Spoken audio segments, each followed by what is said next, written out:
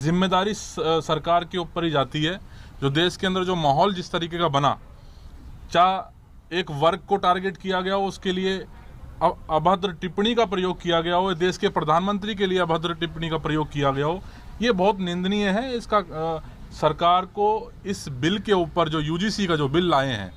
जो 1956 में इसका आयोग गठन हुआ था, उसके बाद अमेंडमेंट होते रहे, और मुझे लगता है कि 2012 के बाद जो 2026 का जो बिल आयोग ने जो दिया था, उसके अंदर जो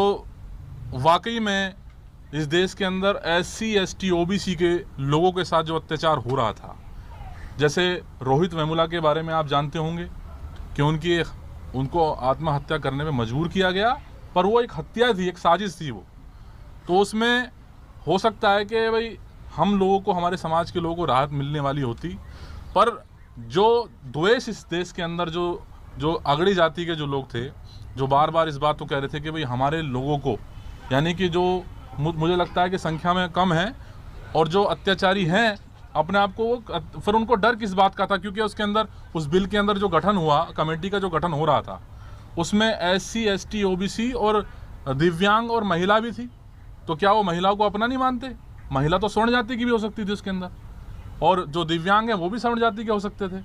तो अत्याचारी लोग, जो अत्याचार करने वाले लोग हैं, वो खुद इस बात को लेकर डरे हुए थे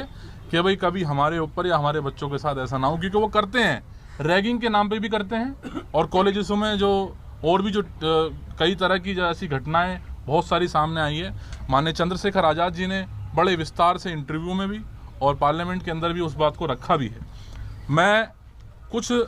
जैसे आप भारत के विश्वविद्यालयों की संख्या देखेंगे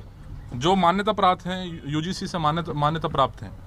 उसमें सेंट्रल देखेंगे, सेंट्रल में 56 विश्वविद्यालय हैं, और स्टेट के देखेंगे कुल मिला के पूरे देश के 480 हैं, और डीम्ड जो विश्वविद्यालय हैं 125 हैं, और जो प्राइवेट जो विश्वविद्यालय हैं उनकी हम बात करेंगे तो 450 हैं। यानी कि उनके लोगों की जो विरोध कर रहे हैं, ये यूजीसी में आने वाले विश्वविद्यालय वो प्राइवेट भी हैं, सभी हैं।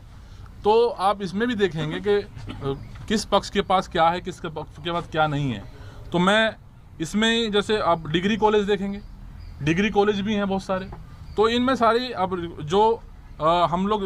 बैकलॉग की भी बात कर रहे हैं, उसके अंदर आप बैकलॉग देखेंगे तो ऐसी केंद्रीय विश्वविद्यालयों में देखेंगे आप, शिक्षण जो संस्थान, जो पद हैं जो रिक्त पड़े हुए हैं,